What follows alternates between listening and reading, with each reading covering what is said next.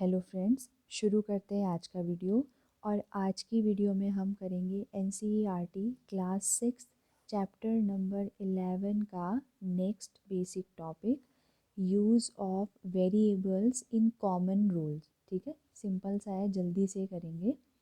जैसे last video में हमने सीखा था कि हम किसी भी जैसे लेटर को बना रहे थे, पैटर्न हम बना रहे थे, तो उस पैटर्न में हम वेरिएबल्स को इंट्रोड्यूस कैसे कर रहे थे या वेरिएबल्स की हेल्प से हम उस पैटर्न को कैसे लिख रहे थे। जैसे थोड़ा सा रिवाइज करेंगे। एल हमने एक पैटर्न बनाया और इसमें लगने वाली जो मैचस्टिक्स थी वो कितनी थी, 2, है ना, एक एल बनाने के लिए। अगर हम ऐसे 2 एल बना रहे हैं तो रिक्वायर्ड मैचस्टिक्स कितनी है, 4। अगर हम नंबर ऑफ एल्स 3 बना रहे हैं तो मैचस्टिक्स हो रही थी 6। ठीक है, तो इसमें हमें एक पैटर्न मिल रहा है। ये मतलब इसको हम लिख सकते हैं 2 मल्टीप्लाई बाई 1, इसे 2 मल्टीप्लाई बाई 2, इसे 2 multiply by 3 and so on. ठीक है, ऐसे ही बढ़ता जाएगा। तो ये तो अपनी जगह पर फिक्स है। तो अगर हमने सोचा हमने एन नंबर ऑफ एल्स बनाने हैं, मतलब एन किसको रिप्रेजेंट करेगा, कितने भी हो सकते हैं वो। ये जो एन ले लिया हमने, इसको जनरल ले लिया। जनरल मतलब कहीं पर हमें 10 एल बनाने हो सकते हैं, कहीं पर हमें 50 बनाने हो सकते हैं, 126, कोई भी नंबर। ठीक है, उसको रिप्रेजेंट करेगा ये एन। ठीक है, तो अगर हमने एन बनाने, जैसे अगर एक एल बनाना है तो 2 को 1 से मल्टीप्लाई करना है, 2 एल बनाने तो 2 को 2 से ही मल्टीप्लाई करना है, 3 नंबर ऑफ एल्स बनाने तो 2 को 3 से मल्टीप्लाई करना है। सेम ऐसे ही अगर हमने एन नंबर ऑफ एल्स बनाने हैं तो 2 को हम मल्टीप्लाई करेंगे एन से। तो हमारा जो जनरल रूल निकल के आया था वो क्या था, 2n। ठीक है, तो यहाँ से हमने सीखा था ये वेरिएबल की हेल्प से हम किसी भी रूल को जनरलाइज कैसे कर सकते हैं। ठीक है, मतलब उसको जनरल वे में कैसे बता सकते हैं, ये सीखा था। और इसी तरह से हमने सी के लिए भी बनाया कि एक सी बनाने के लिए 1 2 3 चाहिए, 3 नंबर ऑफ मैचस्टिक्स चाहिए। अगर हमने ऐसे एक और आगे से ऐड करना है, यानी कि 2 बनाने हैं, तो 3 की जगह पर फिर 6 हो जाएगा। ठीक है, तो ये ऐसे बढ़ रहे थे ये। तो इसको हमने माइंड लगाया कि इसमें भी पैटर्न जा रहा है 3 की टेबल में। इसको हम लिख सकते हैं 3 multiply by 1, this is 3 multiply by 2, this is 3 multiply by 3 and 3 multiply by so on. इस ये ऐसे ही आगे को 3 multiply by 4 and so on, ऐसे ही बढ़ता जाएगा। अब हमने कहा हमने 12 14 नहीं, हमने 100 भी बनाने, 1000 भी बनाने, सबके लिए निकालो और एक जनरल रूल बताओ हमें। तो हम उसको बोल देंगे एन, ये एन ले लेंगे हम, नंबर ऑफ सी। ठीक है, तो अगर जितने भी एल बनाने हैं 3 से उसको मल्टीप्लाई करना है। ठीक है, अगर हमने 4 एल बनाने तो 3 को हमने 4 से क्या कर देना है, मल्टीप्लाई। तो सिमिलरली अगर हमने एन सी बनाने, मतलब एन नंबर ऑफ सी, ये सी जो है वो 1 2 3 4 5 6 ऐसे एन बनाने हैं, तो हमने सीधे सीधे 3 को मल्टीप्लाई कर देना है एन से। तो हमारा जनरल रूल क्या आ गया, 3n। ठीक है, अब ये चीज़, इसी चीज़ को इम्प्लीमेंट करेंगे हम अपने जो बेसिक फॉर्मूले होते हैं। ठीक है, जैसे हमारा फर्स्ट, हमें पेरीमीटर ऑफ स्क्वायर पता है ना। पेरीमीटर किसे कहते हैं, पेरीमीटर होता है कोई भी, अगर हम क्लोज्ड फिगर ले लें, उस क्लोज्ड फिगर की बाउंड्री की जो लेंथ होती है ना, उसे पेरीमीटर कहते हैं। जैसे ये हमने एक क्लोज्ड फिगर बनाया और इसमें हमने सर्कल बना दिया। ठीक है, ये सर्कल बना दिया, तो यहाँ से अगर हम इसकी, ये एक रो ही तो होगी ना, एक रस्सी से ही तो हमने उसको गोल शेप दे दिया माना। और एक बैंगल का जो बैंगल होता है ना, उसका ही ये हमने, ये डिस्टेंस जो है, मतलब ये टोटल लेंथ जो है उसको मेज़र कर लिया। या हमने ये जो पेंसिल से ही बनाया है ना, इसी को हम मेज़र कर लें, तो जो ये लेंथ है ना टोटल, ये सिर्फ बॉर्डर, ना अंदर वाला वाइट ना बाहर वाला वाइट, सिर्फ ये पेंसिल से जो दिख रहा है राउंड शेप में, इसकी लेंथ अगर हम मेज़र कर लें, तो तो this is called perimeter of this circle, ठीक है। ऐसे ही अगर हम रेक्टेंगल बनाएं, ये हमने दूसरा शेप बनाया, ठीक है, तो सिर्फ यहाँ से हम शुरू करें और हम ये जो 1 2 3 4 ये जो 4 साइड्स हैं इसकी, उसकी लेंथ को हम मेज़र कर लें, तो this is called perimeter of rectangle, ठीक है।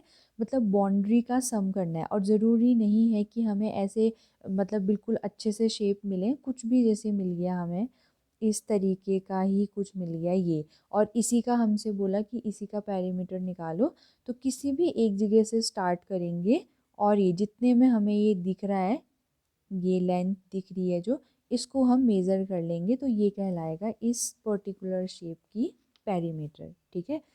तो अब उसके लिए एक जनरल वे में फॉर्मूला, जो मतलब फिक्स शेप्स होते हैं ना, जैसे कि ये है स्क्वायर है, स्क्वायर की ख़ास बात हम जानते हैं जिसके all 4 sides are equal to each other, ठीक है। ये जितनी होगी उतनी ही बाकी की 3 भी होंगी। तो अगर हमने एक को एल से शो कर रहे हैं हम, ठीक है, एक को अगर हम बोलें कि ये इतना एल है, तो फिर ये बाकी के 3 हमें मेज़र करने की कोई ज़रूरत नहीं है, क्योंकि ये एक स्क्वायर है, तो बाकी की 3 भी इसी के बराबर यानी कि एल की होंगी, ठीक है, एल यूनिट की होंगी।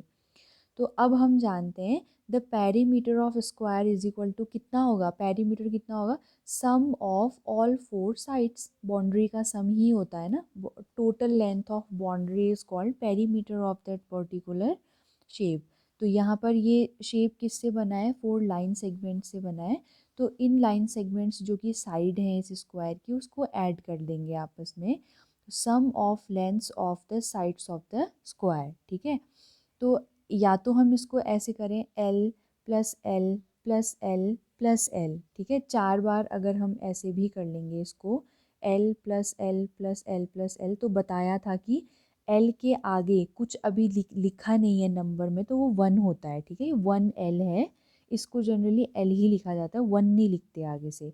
तो ये सारे ही 1 1 वाले हैं, तो सब, क्योंकि ये सब में L L L L variable बिल्कुल सेम है ना, तो ये आपस में ऐड हो जाएंगे और ये 1 प्लस 1 प्लस 1 प्लस 1 4 हो जाएगा, और 4 के आगे से एल लग जाएगा, ठीक है। एक तरीका तो ये है, और दूसरा कि 4 times the length of sides of A square, हम 4 बार क्या करना है, हमने प्लस करना है एल को, तो हम उसको 4 से डायरेक्ट मल्टीप्लाई कर दें, ठीक है, तो ये 4 मल्टीप्लाई बाई एल हो जाएगा।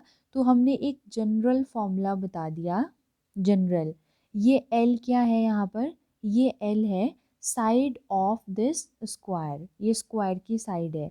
अब एल की जगह पर कहीं हमें बोल देंगे कि 2 सेंटीमीटर लेंथ वाले स्क्वायर का क्या निकालो, पेरीमीटर निकालो, तो हम उस टाइम ये 4 मल्टीप्लाई बाई एल की जगह पर 2 पुट कर देंगे। कहीं पर हमें बोलेगा 10 सेंटीमीटर साइड वाले स्क्वायर का पेरीमीटर निकालो, तो एल की जगह पर वहाँ पर क्या आ जाएगा, 10, तो 4 multiply by 10 is equal to 40, ठीक है, ये हमारा आंसर हो जाएगा।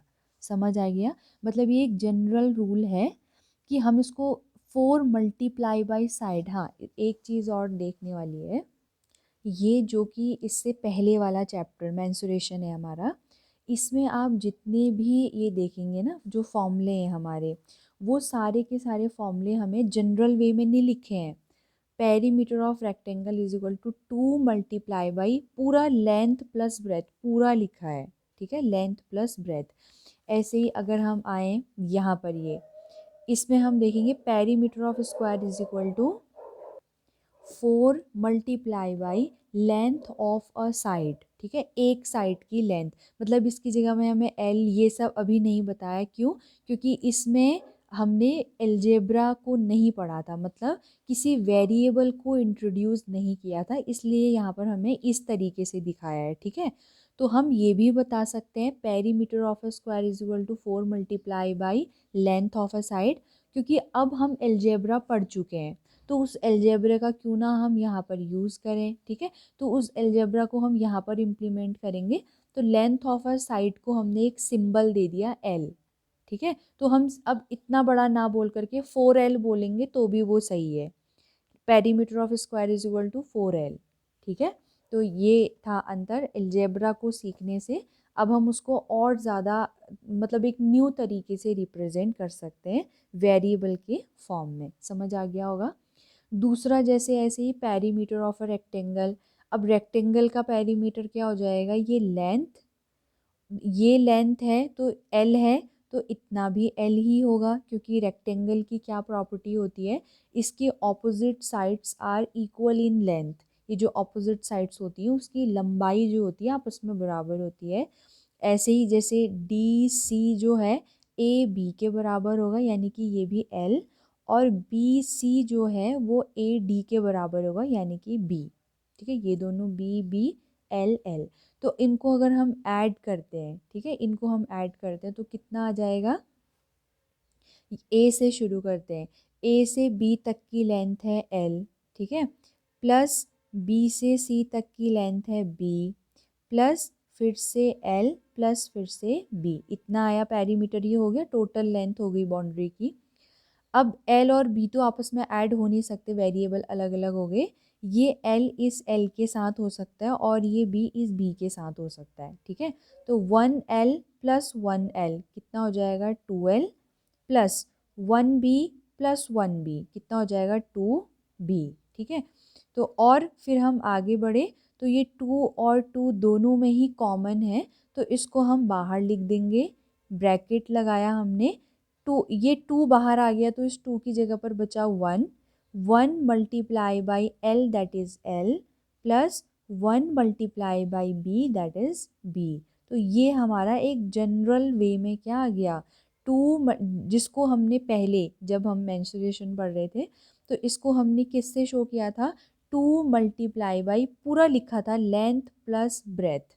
ठीक है, लेंथ प्लस ब्रेथ, तो उसकी जगह हमने जनरल वे में एल और बी लिख दिया। जरूरी नहीं है एल और बी, कुछ और भी लिख सकते हैं हम, ए प्लस बी भी लिख सकते हैं। ठीक है, बस ये एल क्योंकि लेंथ और बी ब्रेथ को समझने में हमें आसानी होती है, इसलिए हमने इसके लिए वेरिएबल एल और बी चूज़ किए हैं। ठीक है, तो इसका ये हमारा एक जनरल वे में फॉर्मूला बन गया।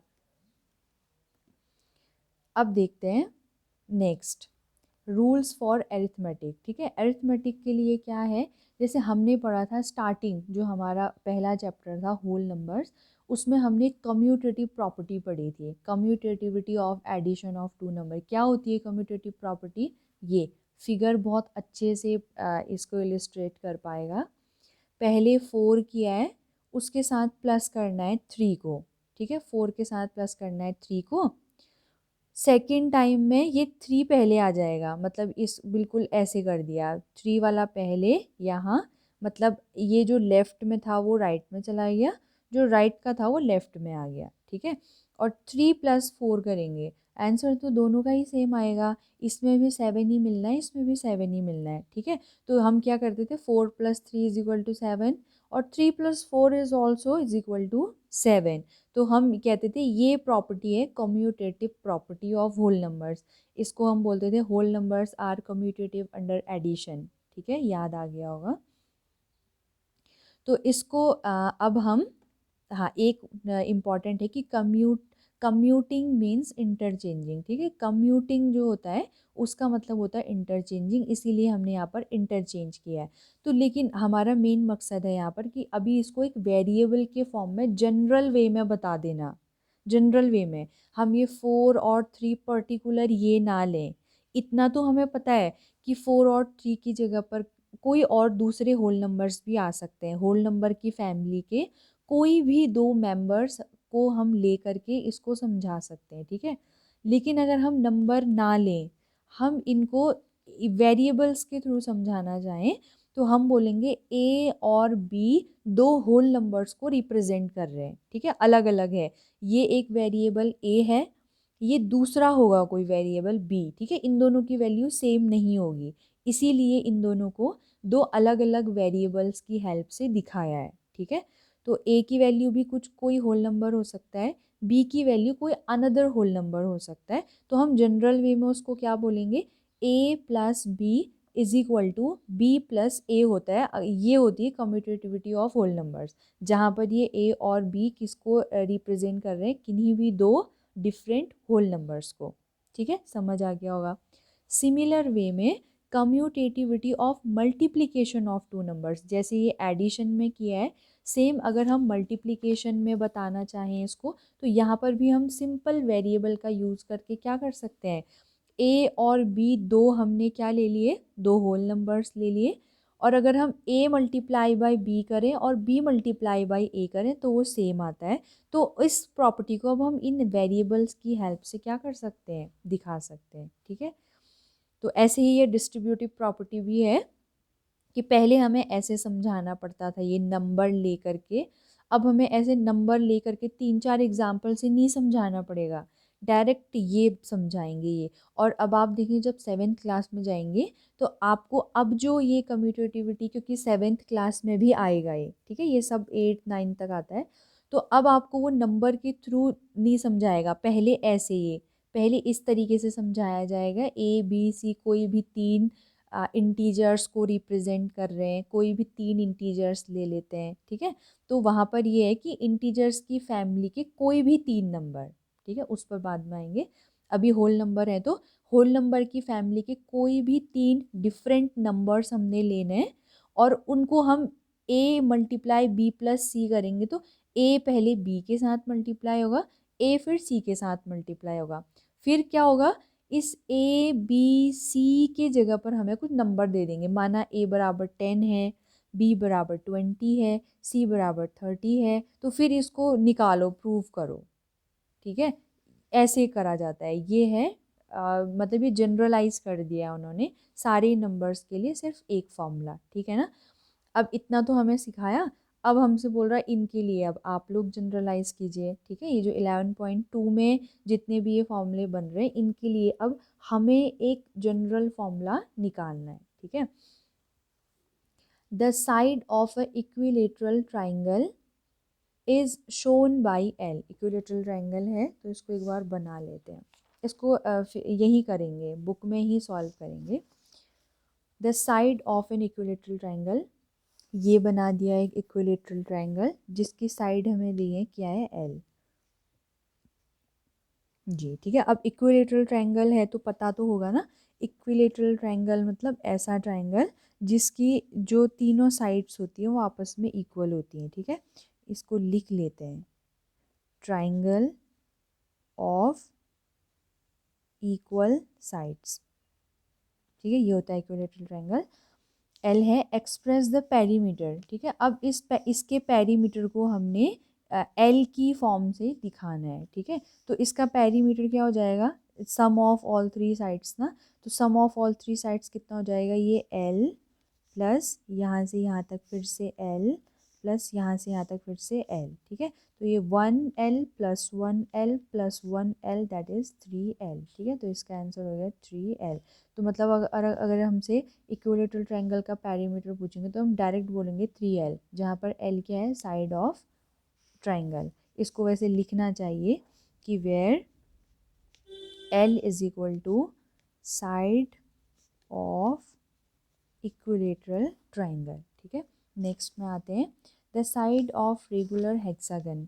ये जो यहाँ पर ये हेक्सागन मतलब इसको समझ लेते हैं, ये इम्पॉर्टेंट है ज़्यादा, ये बात ये तो समझ आ जाएगा, बाद वाला ये है रेगुलर, मतलब किसी भी फिगर के आगे अगर रेगुलर लग जाता है ना, इसका मतलब होता है कि वो जो भी फिगर है उसकी जितनी भी साइड से वो मिलकर बन रहा होगा वो सारी की सारी साइड्स आपस में इक्वल होंगी। ठीक है, सारी साइड्स के मतलब किसी फिगर में अगर सारी साइड्स इक्वल होती हैं तभी उसको रेगुलर फिगर कहा जाता है। ठीक है, तो अगर रेगुलर हेक्सागन है, रेगुलर मतलब हो गया कि सारी साइड्स इक्वल होंगी, और हेक्सागन होता है एक ऐसा पॉलीगन जिसकी 6 साइड्स होती हैं, 6 साइड्स से बनने वाला पॉलीगन। ठीक है, पॉलीगन तो समझ आता होगा ना, क्लोज्ड फिगर है, साइड से ये साइड से बनने वाला क्लोज फिगर होना चाहिए, वो पॉलीगन होता है। तो रेगुलर हेक्सागन समझ में आ गया, जो कि ये दिया है, ये होगा 1 2 3 4 5 सिक्स साइड से मिलकर बना है और सिक्स की सिक्स आपस में इक्वल हैं, इसीलिए इसको रेगुलर हेक्सागन कहा है। और ये भी दे दिया है कि इसकी जो ये साइड है वो एल है, तो सारी की सारी एल ही होंगी। तो इसका पेरीमीटर निकालना तो सिंपल सी बात है ना, L plus L 2L plus L 3L 4L 5L 6L, तो डायरेक्ट हो जाएगा 6L। ये यहाँ पर लिखा भी है हिंट में कि a regular hexagon has all its six sides equal in length. ठीक है, आगे आते हैं थर्ड क्वेश्चन में। A cube is a 3 dimensional figure as shown in figure 11.11। इस फिगर में जो क्यूब दिखाया गया है 3 डायमेंशनल फिगर, क्यूब जानते हैं ना हम, क्यूब मतलब इसकी सारी साइड्स आपस में इक्वल होती हैं, ये सारे फेस भी आपस में इक्वल, जैसे समझते हैं इसको एक बार। ये क्यूब है नहीं, ठीक है, ये क्यूब नहीं है, ये तो मतलब रेक्टेंगुलर बॉक्स हो गया, लेकिन अभी क्यूब मिल नहीं रहा है तो इसकी हेल्प से देख लेते हैं। ये इतना बड़ा फेस है, ये छोटा, ये सारे अनइक्वल हैं मतलब, लेकिन हम मान लें कि ये होता है फेस क्यूब का, ये पूरा का पूरा फेस हो गया, पहला फेस, यही ऐसे नीचे भी होगा यहाँ पर, ठीक है, ये हो गया। और इसी का ऑपोजिट ये और इसी का ऑपोजिट ये, टोटल 6 फेस होते हैं, ठीक है। और ये रेक्टेंगल में ये जो फेस हैं ये अलग अलग है ना, ये इक्वल नहीं है। क्यूब की यही खास बात होती है कि ये सारे फेस आपस में इक्वल होते हैं, ठीक है, ये फेस। तो it has 6 faces and all of them are identical squares, और वो सारे के सारे, जैसे ये रेक्टेंगुलर जो बॉक्स बनता है ना, उसका हर एक फेस जो होता है वो रेक्टेंगुलर शेप का होता है, जैसे ये रेक्टेंगल बन रहा है ना, बाकी अगर हम छोड़ दें, ये नीचे का पोर्शन छोड़ दें, बस जो हमें दिख रहा है ये हम देखेंगे, तो ये रेक्टेंगुलर शेप का है ना, लेंथ लेंथ आपस में इक्वल, ब्रेथ और ब्रेथ आपस में इक्वल। लेकिन ये जो क्यूब होता है इसमें यही ख़ास बात होती है कि ये जो मतलब ये रेक्टेंगल नहीं बनते हैं, ये स्क्वायर बनते हैं, ठीक है, ऐसे हम उसको 2D में दिखा सकते हैं। अभी इसका मिल नहीं रहा है फिगर, तो इसमें हमें बताया है कि ये अब इसकी जो एजेस होती है ना, एजेस मतलब किनारा, एज एज मतलब किनारा होता है, ये होता है किनारा, ये बिल्कुल, ये मतलब ये जो दो फेस होते हैं ना, ये दो फेस, इनको मिलाने वाली जो ये कॉर्नर में जो लाइन दिख रही है, ये पतली सी लाइन, मतलब लाइन जो होती है किनारा है, इसी को बोलते हैं एज। ऐसे ही ये एज है, ठीक है। ये टोटल कितनी एजेस होती हैं, 12 एजेस होती हैं। कैसे, ऐसे ऐसे समझेंगे, ये सीधा है ना। अभी इसको आपने प्लीज़ इसको क्या समझना है, इसको क्यूबिकल बॉक्स समझना है, ठीक है, इसको क्यूब समझना है। ये थोड़ा सा अभी क्यूबॉइडल है, मतलब कि रेक्टेंगुलर शेप बना है, स्क्वायर ऐसा समझना है कि चारों लेंथ आपस में इक्वल है, ठीक है। लेकिन अभी हमने मेन जो एज एक बार समझ लें, तो फिर ये फिगर से फिर मैं समझा सकती हूँ। तो ये चीज़ हम देखेंगे, इसमें टोटल 12 करके दिखाना है ना, कि जैसे ये है 1 2 3 4, चार किनारे ये हो गए चार। अब जस्ट इसको ऐसे पलट दें तो ये पीछे के भी चार हो गए ना, 1 2 3 4। अब ये नीचे और ये ऊपर, ये दो तो हो गए, बस ये जो ये ऊपर को हाइट वाले हैं, ये मतलब कि ये वाला नहीं हुआ है अभी, ठीक है, तो इसको भी काउंट करेंगे, 1 2 3 4, ठीक है। तो 4 ऊपर, 4 नीचे और 4 ये हाइट वाले, तो टोटल 4 + 4 + 4, 4 3 = 12। कितनी एजेस होती हैं, 12 होती हैं, ठीक है। बस क्यूब में सारी की सारी इक्वल होती हैं, इसमें ये इक्वल साइज़ नहीं है इनका, ठीक है, ये इतनी बड़ी है, ये इतनी छोटी है, और ये मीडियम साइज़ की है, ठीक है, समझ आ गया होगा ना। तो अब इसमें समझ सकते हैं कि इसमें टोटल 12 एजेस होती हैं। अब हमें बताना है कि इसका भी हमने total length of edges of cube बतानी है, तो टोटल लेंथ, और हर एक जो है वो एल का होगा, क्योंकि क्यूब है तो आइडेंटिकल होगा, तो एल इसकी लेंथ है, तो टोटल 12 एजेस के लिए कितनी हो जाएगी, 12L। समझ आ गया ना। तो ये इसीलिए ये एजेस समझाना बहुत ज़रूरी था। और नंबर ऑफ एज कितनी होती है, क्यूब में भी और क्यूबॉइड में भी, दोनों में ही 12 होती है, बस क्यूब में सारी इक्वल लेंथ की होती हैं, क्यूबॉइड में सारी अनइक्वल होती हैं, ठीक है। नेक्स्ट क्वेश्चन में आते हैं। Diameter of a circle diameter of a circle is a line which joins 2 points on the circle. ये एक सर्कल है, ये इस सर्कल के डायमीटर क्या है, इस सर्कल की सरकमफ्रेंस में ये पॉइंट ले लिया ए, और ये जो कॉर्नर, ये लाइन का नहीं है, ये जो सर्कल हमने बनाया, जैसे समझते हैं इसको, ये हमने पहले जो सर्कल बनाया था ना, ये इस सर्कल के एक हमने ले लिया सरकमफ्रेंस में से पॉइंट, ये ये ले लिया, और इनको जो मिलाने वाली लाइन होती है ना, ये कहलाती है डायमीटर। ठीक है, ये होती है डायमीटर, जो सर्कल के सरकमफ्रेंस के किन्हीं दो उनको मिलाती है, और हाँ साथ ही साथ ये सेंटर से भी होकर जाती है। जो सिर्फ सरकमफ्रेंस के किन्हीं दो पॉइंट को टच करने वाली लाइन होती है, ये तो कॉर्ड होती है। ठीक है, इसको कॉर्ड कहते हैं। और ऐसी कॉर्ड जो सर्कल के सरकमफ्रेंस के दो पॉइंट के साथ साथ सेंटर को भी टच करती हुई जाती है। ठीक है, मतलब उसमें सेंटर भी आ जाता है, तो ये कॉर्ड जो होती है वो डायमीटर, एक स्पेशल नाम मिल जाता है ऐसी कॉर्ड को, और वो स्पेशल नाम होता है डायमीटर। ठीक है, तो वो डायमीटर होती है। अब पढ़ते हैं, ये यहाँ पर लिखा भी है, diameter of the circle is line which joins 2 points on the circle and also passes through the centre of the circle. ठीक है, सर्कमफ्रेंस के किन्हीं दो पॉइंट को ज्वाइन करेगी और सर्कल के सेंटर से भी होकर के जाती है। तो इन द एडजॉइनिंग फिगर, ये जो 11.12 है, A B is the diameter of circle, ये जो ए बी हमें है दिखाया है, ये है डायमीटर।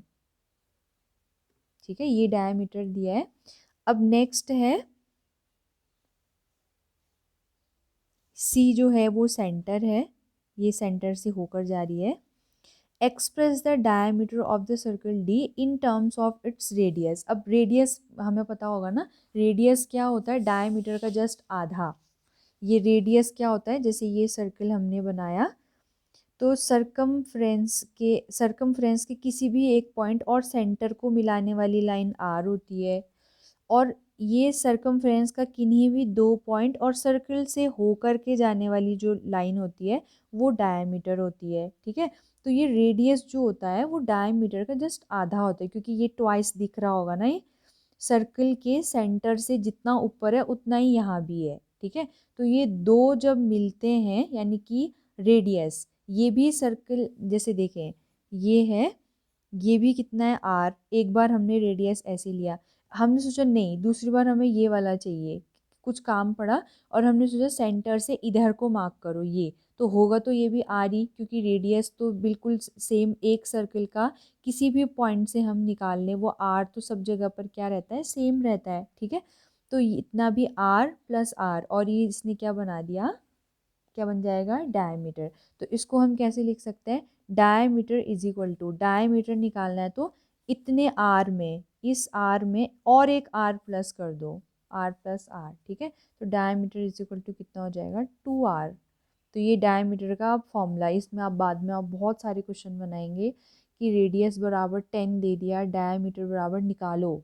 ठीक है, तो हम क्या करते हैं, since diameter is equal to 2r, तो diameter is equal to 2 multiply by r की जगह पे 10 दे दिया हमें, तो डायमीटर इज इक्वल टू 20 हो जाता है। ऐसे मतलब बहुत सारे क्वेश्चन हम करेंगे आने वाली क्लासेस में। ठीक है, अभी बस ये आया कहाँ से वो फॉर्मूला, ये हमें बताया जा रहा है, तो ये समझ आ जाएगा। d इज इक्वल टू है 2r, diameter is equal to twice of radius. Next question, to find the sum of 3 numbers 14, 27 and 13 we can have 2 ways।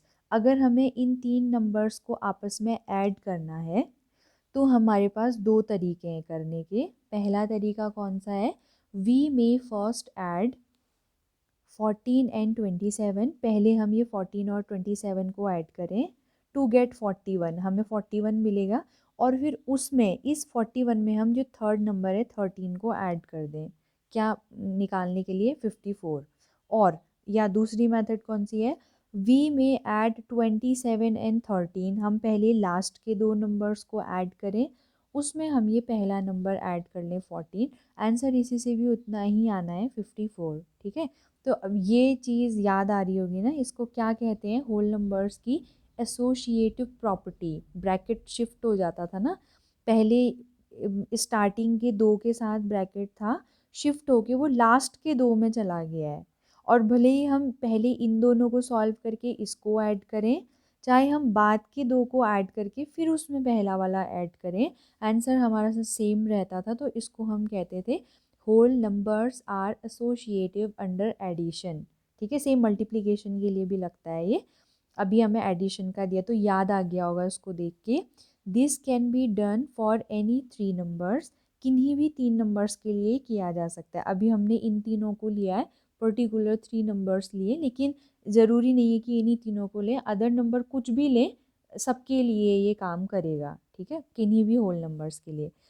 Express this property which we have already studied in chapter on whole numbers. ठीक है, in general वे। अब हमने इसको generalise करना है, general वे में बताना है, और हमने यूज़ करने हैं ए बी एंड सी, ये 3 वेरिएबल्स हमने यूज़ करने हैं। ये 3 वेरिएबल किन्हीं भी होल नंबर्स की फैमिली के कोई भी 3 है। ठीक है, तो सिंपल हो जाएगा ना, ए प्लस बी प्लस सी, और यहाँ हो जाएगा ए प्लस बी प्लस सी। सिंपल इस तरीके से दिखाएंगे। ठीक है, समझ आ गया होगा इतना। तो ये था हमारा लास्ट क्वेश्चन इस एक्सरसाइज का। तो ये यहीं पर कंप्लीट होती है। अब नेक्स्ट एक्सरसाइज में हम, ये बहुत ज़्यादा इम्पॉर्टेंट आने वाला है कि एक्सप्रेशंस कैसे, एक्सप्रेशंस विथ वेरिएबल। ठीक है, ये अच्छा इंटरेस्टिंग सा है, काफ़ी क्वेश्चन इससे आते हैं नेक्स्ट क्लासेस में भी, इस क्लास में भी। तो इसको करेंगे, और आज की वीडियो में इतना ही।